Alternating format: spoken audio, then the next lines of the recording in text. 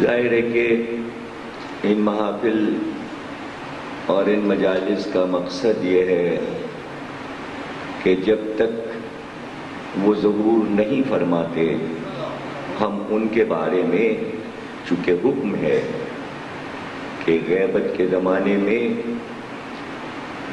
غائب اور قائم کے فضائل لوگوں کو سناؤ اور ان کا ذکر کرتے رہو، ان کے ذکر کو تازہ رکھو اور دل میں یہ تمنا رکھو کہ وہ تشریف لائیں اور ہم ان کے ساتھ ہوں اور اپنے اچھے عقیدوں کے ساتھ ہوں، وہ عقائد جو امام کو پسند ہیں،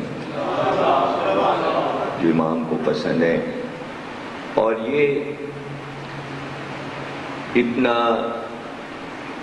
ظاہر ہے کہ جیسے جیسے زمانہ گزرے گا، اور پہلے بھی کوئی ایسا دور نہیں آیا کہ جس میں ولایت علی کے مخالفین نہ رہے، ہر دور میں تھے، بنی امیہ، بنی عباس، تو یہ کوئی حیرت کی بات نہیں ہے۔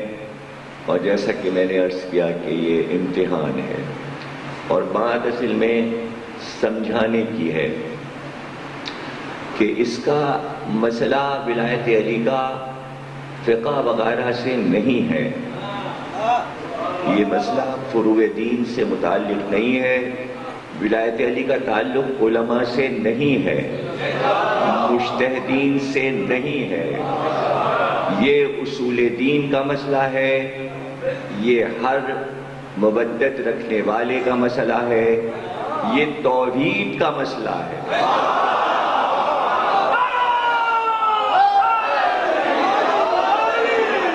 یہ رسالت کا مسئلہ ہے۔ جب تک آپ ولایت علی پر مستحکم نہیں کریں گے اپنے بچوں کو، اس کے سمجھ میں رسالت نہیں آئے گی، توحید نہیں آئے گی۔ ایک لفظ اللہ کا نہیں سمجھ سکتا جب تک کہ وہ ولایت علی میں کامل نہ ہو جائے۔ اور جو لوگ یہ کہتے ہیں کہ اللہ اور توحید کی بات کرو، تو میں ان سے یہ پوچھتا ہوں کہ اللہ کس نے بتایا؟ توحید کس نے سمجھایا؟ جو کہتے ہیں کیا توحید اس پر اتری؟ نہیں، بلکہ یہ مولا علی کے لیے بڑے بڑے، یعنی بہت بڑا آدمی ہے، ابن ابی الحدید معتزلی، معتزلہ فرقے کا امام ہے وہ، اور اتنا قابل تھا کہ جس کتب خانے میں اس نے بیٹھ کے کام کیا، لاکھوں کتابیں تھیں، پھر اس نے 23 جلدوں میں نہج البلاغہ کی شرح لکھی، تشریح لکھی مولا علی کے خطبوں کی، اور وہ دیوانہ تھا مولا علی کا، لیکن اس کتاب کا پیش رفت اس نے 2.5 صفحے میں لکھا، اور 2.5 صفحے میں وہ سب کچھ لکھ دیا جو مولا علی کے بارے میں حیران ہو جائے انسان۔ اور اس کا پہلا جملہ اس نے یہ لکھا کہ سورج کو ہتھیلی سے نہیں چھپایا جا سکتا، علی وہ سورج ہے جسے آپ ہتھیلی سے نہیں چھپا سکتے۔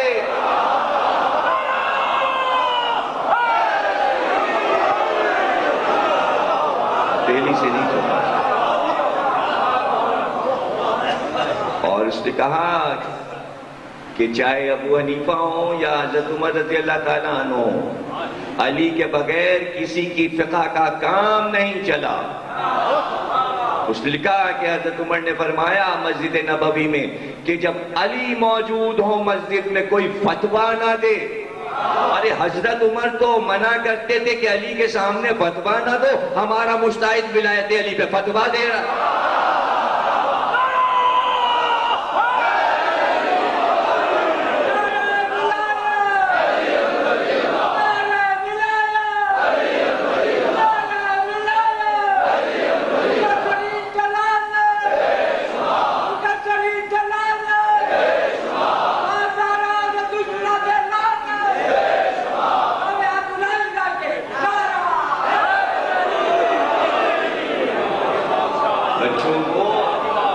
بچوں کو یہ بات سمجھائیں، یہ مسئلہ 250 سال پہلے اٹھا،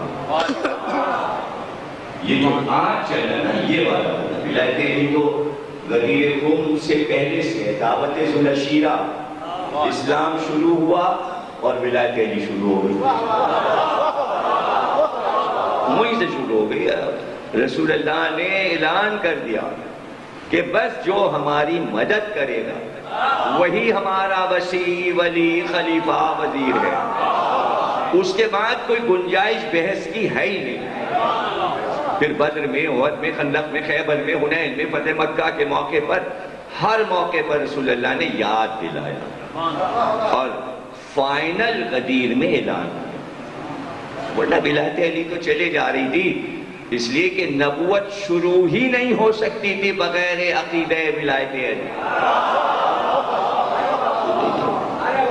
اقرار تھا ہر انبیاء کے سلسلے میں، آپ دیکھتے تھے آدم سے لے کر عیسیٰ تک سب نے ولایت علی کو تسلیم کیا، تبھی سب کو نبوت ملی۔ ولایت علی کوئی خوفناک چیز نہیں ہے، یہ پیار و محبت کی بات ہے۔ آپ نے کبھی سنا ہوگا جب انگریزوں کا راج تھا یہاں بر صغیر میں، تو ہندوستان پاکستان کے لوگ انگلینڈ کو، برطانیہ کو کیا کہتے تھے؟ ولایت۔ یہ کیوں کہتے تھے ولایت؟ یہ انگلینڈ کا نام ولایت کیوں ہو گیا؟ ولایت تو مولا کی ہے۔ پتہ چلا کہ ہمیشہ بڑی چیز کے لیے عزت دار لفظ تلاش کیا جاتا ہے۔ دین اسلام میں ولایت سے زیادہ عزت دار لفظ کوئی ہے ہی نہیں۔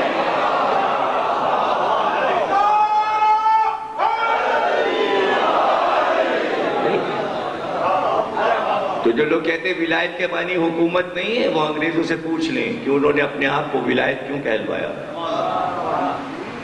ولایت کے معنی حکومت، اور وہ حکومت جو کائنات پر ہو، یہ چھوٹی موٹی زمین کی حکومتیں نہیں۔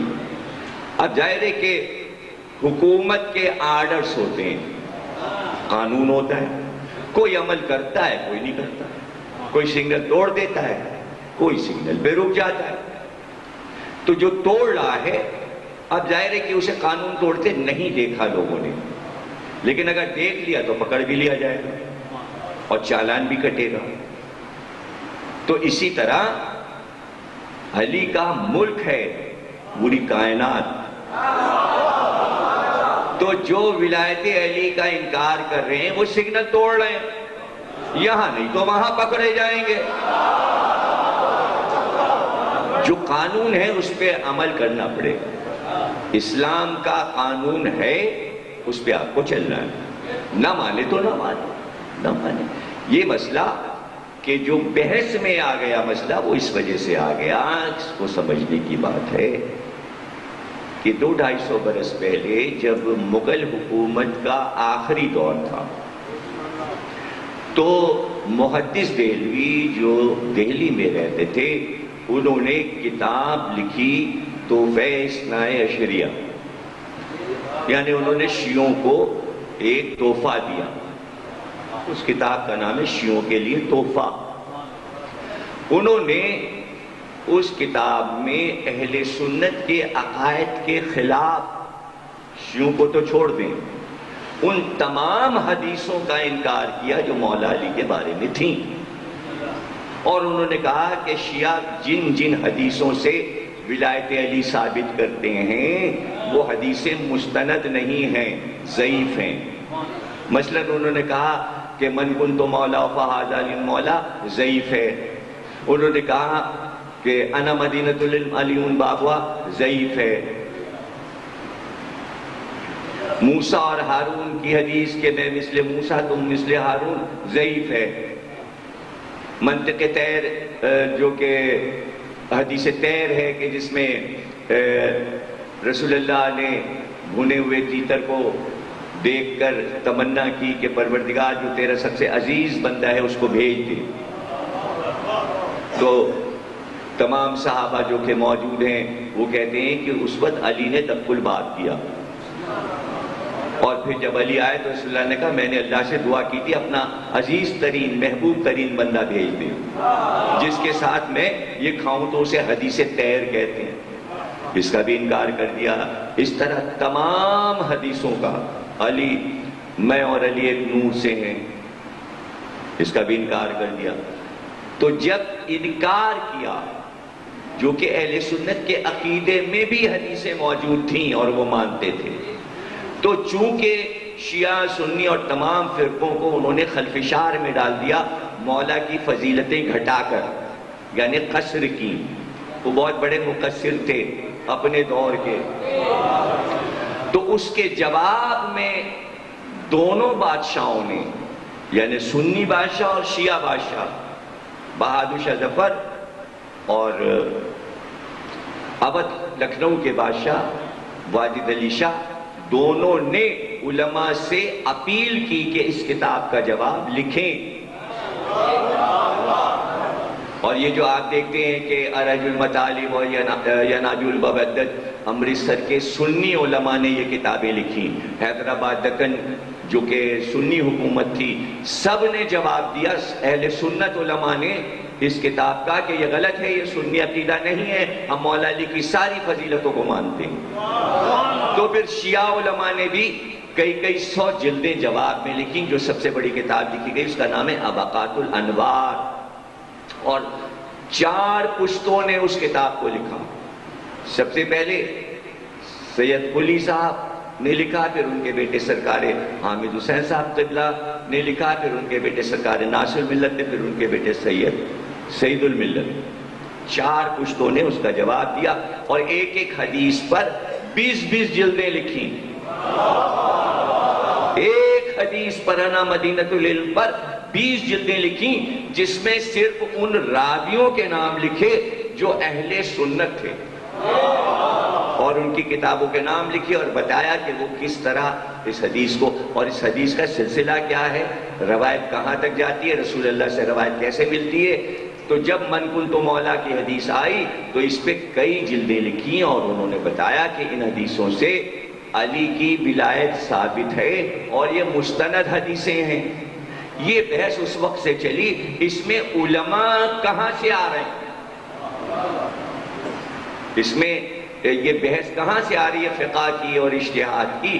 یہ خالص علمی مسئلہ ہے، نہیں سمجھے آپ، یہ علمی مسئلہ ہے. اس میں جو جاہل ہوگا اس کے سمجھ میں نہیں آئے گا، جو علم پسند ہوگا. اسی لیے تو رسول اللہ نے کہا میں شہر علم و علی اس کا دروازہ ہے، کہ علم سے باندھ دیا. چاہے اس نے دنیا کی کوئی ڈگری نہ کی ہو، ڈگریاں تو پکڑی جا رہی نا، تو ان کو تو آپ پڑھا لکھا نہیں کہہ سکتے، تو ڈگریاں تو بکتی ہیں. تو علم کا کوئی معیار دنیا میں نہیں ہے جہاں نقلی عالم بن جاتا ہے. تو یہ کیسے پتہ لگے کہ یہ عالم ہے، یہ عالم ہے، یہ عالم ہے؟ اگر وہ علی کی معرفت رکھتا ہے تو عالم ہے.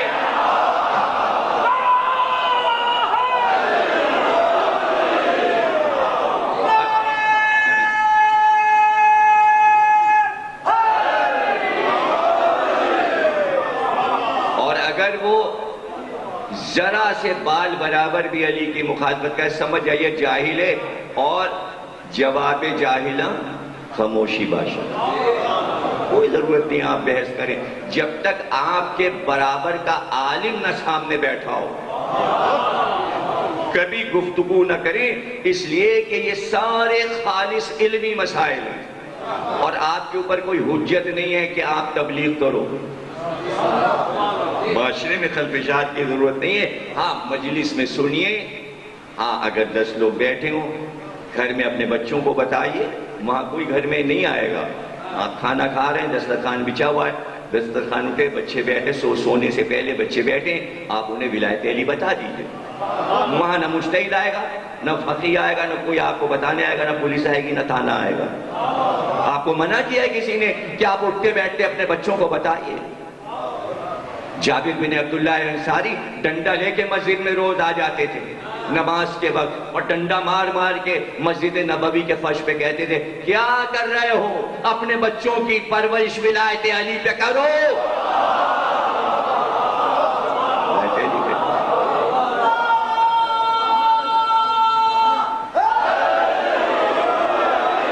بچوں کی تربیت ولایت علی پہ کرو۔ تو اس میں کیا پابندی ہے؟ یہ کوئی نہ اسکول کا مسئلہ ہے، نہ کالج کا مسئلہ ہے، نہ مدرسے کا مسئلہ، بچہ تو آپ کا ہے۔ ماں اور باپ کا فریضہ ہے کہ وہ گھر میں پکا کر دیں بچے کو ولایت علی میں۔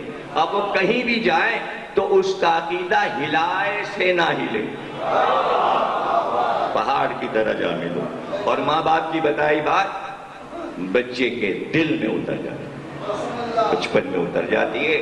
اس لیے یہ آپ سب کی ذمہ داری ہے، عالم اور خطیب اور مجتہد صرف اس کی ذمہ داری نہیں ہے، تمام علی کے چاہنے والے، کہ آپ کا اپنا حق ہے اپنے بچے اور یہی طہارت اور پاکیزگی ہے کہ آپ اس کو بتائیں، آپ اس کو سکھائیں اور اسے کہہ دیں کہ یہ چھوڑنا نہیں ہے۔ یہ 1400 صدیوں کا سفر اسی طرح ہم نے طے کیا ہے۔ یہ علی کے بعد جو 11 امام اور آئے وہ ولایت علی سکھانے آئے تھے۔ اب جو علوم رہ گئے کتابوں میں دیگر وہ ولایت علی کے صدقے میں لکھوائے گئے۔ مقصد صرف ولایت علی کا اور ظہور ولایت علی کے لیے، یہی منوانے کے لیے۔ اگر اس وقت مان لیتی دنیا ولایت علی تو مہدی کو پردے میں نہ رکھا جاتا، کچھ سمجھے؟ یہ انتظار کس بات کا ہے، یہ تیاری کس بات کی؟ حضرت امام جعفر صادق صلوات اللہ السلام علیہ نے فرمایا، آپ نے فرمایا کہ 256 ہجری میں 15 شعبان کی شب میں مدینے کے گھر میں ایک چراغ جلے گا، ایک چراغ روشن ہوگا اور اس چراغ کو قیامت تک کوئی بجھا نہیں سکے گا۔ اس گھر کا نام ہے بیت الحمد۔ اس گھر پہ بڑا بڑا لکھا ہے بیت الحمد۔ وہ گھر مدینے میں ہے، اسی میں رہتے ہیں امام مہدی۔ اور کوئی پوچھے ہم مدینے جاتے ہیں ہمیں تو نہیں نظر آتا، تو ہم اس سے پوچھیں گے جنت تو قرآن میں ہے، نظر آتی ہے؟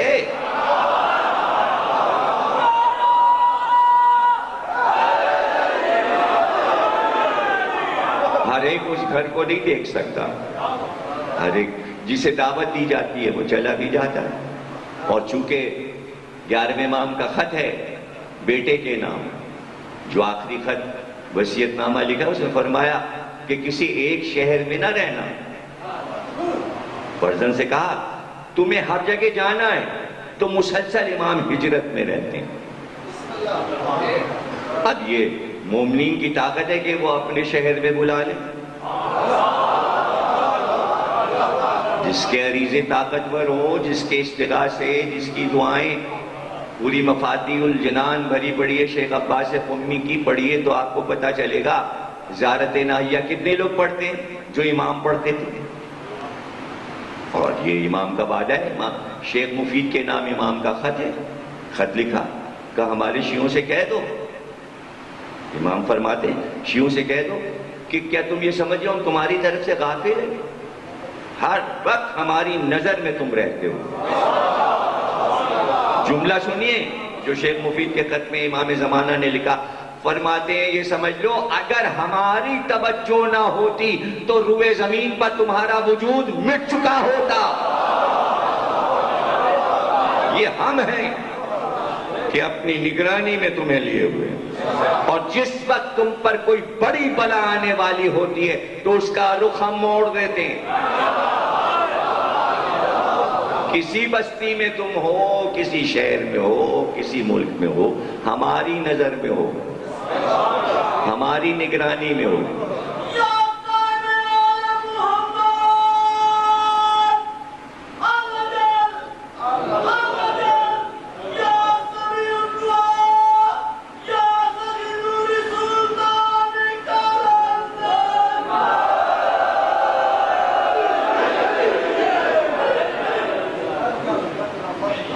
آتے ہیں علماء کے پاس، آتے ہیں علماء کو بلاتے بھی ہیں، علماء کے پاس آتے بھی ہیں، جنازوں میں مومنین کے شریک ہوتے ہیں۔ طاقت نہیں ہے کہ ہم پہچانیں، مومنین کے جنازوں میں شریک ہوتے ہیں۔ علماء کی قبروں پر آتے ہیں۔ شیخ مفید کا انتقال ہوا، قبر بنی، امام نے گیلی تھی مٹی قبر کی، انگلی سے مرثیہ لکھ دیا، شیخ مفید کا مرثیہ لکھ دیا امام زمانہ۔ تو جہاں پر امام کی آمد ہوتی ہے کہ مومنین سے زیادہ ملاقات ہو، وہ حج کا زمانہ ہے۔ حج ہو ہی نہیں سکتا اگر امام زمانہ کعبے میں نہ آئے، حج شروع نہیں ہو سکتا۔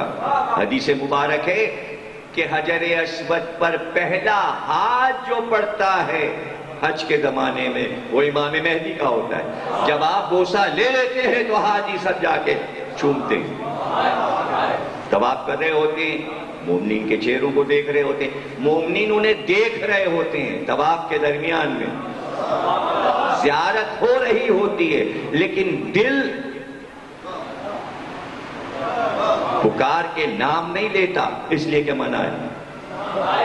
صفا مروہ کے درمیان میں مومنین کے ساتھ چل رہے ہوتے ہیں۔ مسجد نبوی میں جب حاجی سارے نماز پڑھنے آتے ہیں تو امام موجود ہوتے ہیں، اس لیے کہ جب نماز پڑھ لو، نماز ختم کر لو تو مڑ کے مسجد کے دروازے پہ ضرور دیکھا کرو۔ وہی وقت ہوتا ہے جب وہ زیارت کرواتے ہیں۔ تو جنہیں معلوم ہے مسجد نبوی میں نماز پڑھ کے دروازے کی طرف دیکھتے ہیں، اب بازوں کی زیارت ہوئی۔ اب یہ تو دل کی ایک طاقت ہے، محبت کی ایک طاقت ہے کہ ہم کس طرح انہیں پالیں اور کس طرح ان کی زیارت سب کرتے ہیں۔ بس اس میں باریکی یہ ہے کہ اس کو بتا دیا جائے جسے تم نے ابھی دیکھا یہی تمہارے زمانے کا امام تھا، وہی ہمارا انعام ہے، وہی ہمارا انعام ہے۔ بڑے بڑے مسائل میں جہاں پر الجھاؤ پیدا ہوا، امام نے خط لکھا، امام کو خط لکھا گیا، جواب آیا، علماء کے نام موجود ہیں جن سے ملاقات ہوئی ہے امام کی، زیارتوں میں ہر روزے پر آتے ہیں، عراق میں عرفے کے دنوں میں، رجب میں، شعبان میں، ذی الحج میں، نجف میں ہوتے ہیں، روضہ حسین پہ ہوتے ہیں، حضرت عباس کے روضے پہ ہوتے ہیں، کاظمین میں ہوتے ہیں، اور مومنین کی زیارتیں ہوتی ہیں۔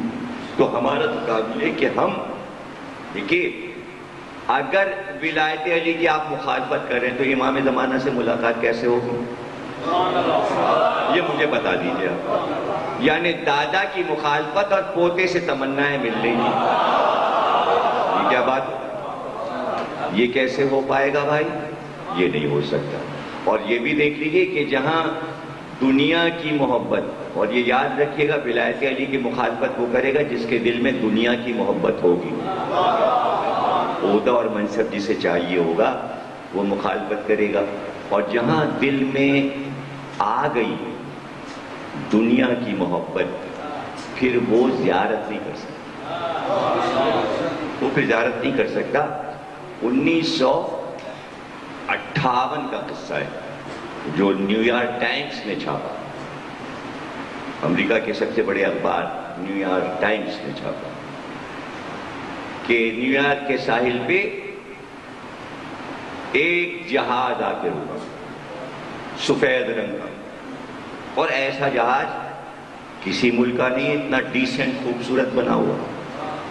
اس سے چند لوگ اترے اور وہ مارکیٹ میں گھومتے ہوئے اس مارکیٹ میں آئے جہاں کفن بکتے ہیں، نیو یارک میں ایک ایسی دکان ہے کہ جہاں دنیا کے ہر مذہب کا کفن مل جاتا ہے، ہر ملک کا کفن مل جاتا ہے.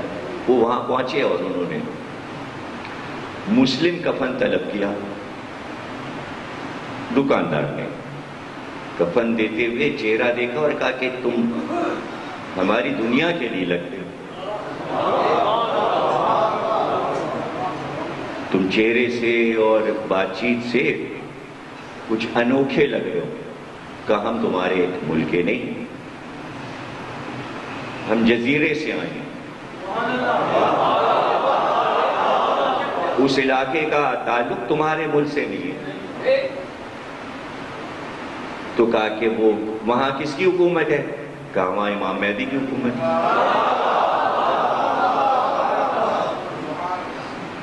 کہا تو یہ کفن لینے یہاں کیوں آئے ہو؟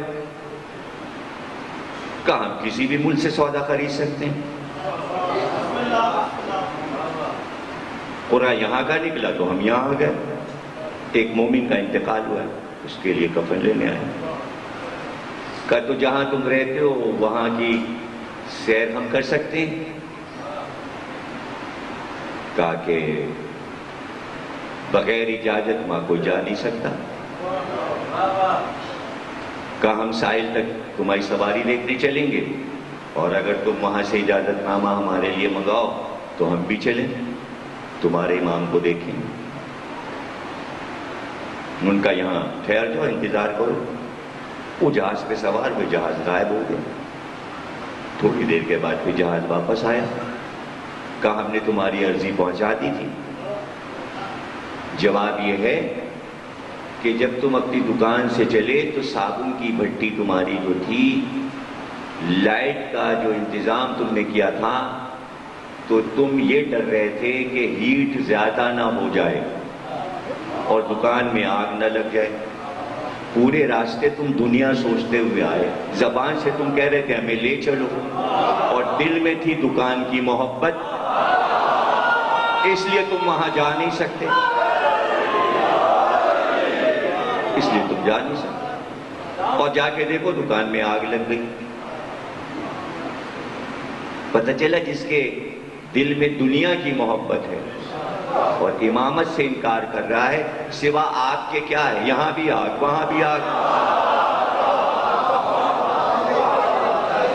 تو اس طرح کے واقعات ہوتے رہتے ہیں اور امام گزرتے رہتے ہیں، اور کہتے یہ ہیں کہ جس آبادی سے گزر جائیں اگر وہ ریگزار بھی ہے تو وہاں سبزہ ہو جاتا ہے. اس لیے کہ امام کے ساتھ ہر وقت جناب خضر رہتے ہیں اور ان کا بھی یہی موجود ہے.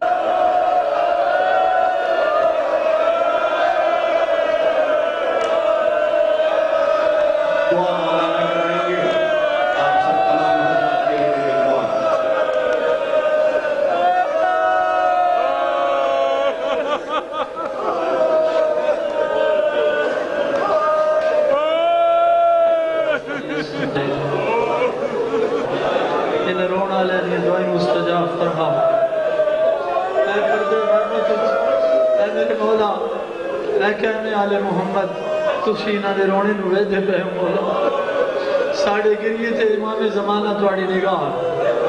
اے قائم آل محمد تو انہا اپنی جدہ زہرا دے دکھاں دا واسطہ مولا انہا مومنین تیرے مکرم دی نگاہ فرما. مالک جتنے لوگ اس خمسہ صاحب و زمان دے شریک ہوئے انہاں دے اور انہاں دے والدین دے انہاں دی نسل دے گناہ معاف فرما. میرے مالک انہاں دی نسل مطاق ہے ہمیں قیامت باقی فرما. میرے مالک آل رسول دا واسطے زوار اجاز حسین اور جنہ لوگا انہاں نلتاون کیتا انہاں دے مرحومین دے درجات بلند فرما. زوار اجاز حسین نو قائم آل محمد دے صدقے صحت کاملہ عطا فرما. میرے اللہ آل رسول دا واسطے خطیب عصر علامہ ضمیر اختر نقوی صاحب دی زندگی دراز فرما. میرے مالک انہاں دی زندگی نو، میرے مالک انہاں دے خطبات اور خطاب نو امام دے ظہور تک جاری و ساری فرما. جتنے لوگ آل محمد دے حق اچ بیان کر رہے ہیں میرے مالک انہاں تمام اور معصومین دے صدقے انہاں دی نیک توفیقات اضافہ میرے مالک ان رونا لے مالک نے آزادارہ شمار فرما میرے مالک اس مولائی نو صحت کاملہ اس مجمع جتنے لوگ موجود ہیں انہاں دے گھران جتنے مریض ہیں اگر کوئی مریض ہے تو مالک موجود ہیں امام زمانہ موجود ہیں اے قائم آل محمد اس بیمار تھوڑے مظلوم جد دا واسطہ جدی درباراں اور بازاراں اوکھے رکھو میرے مالک انہاں صحت کاملہ عطا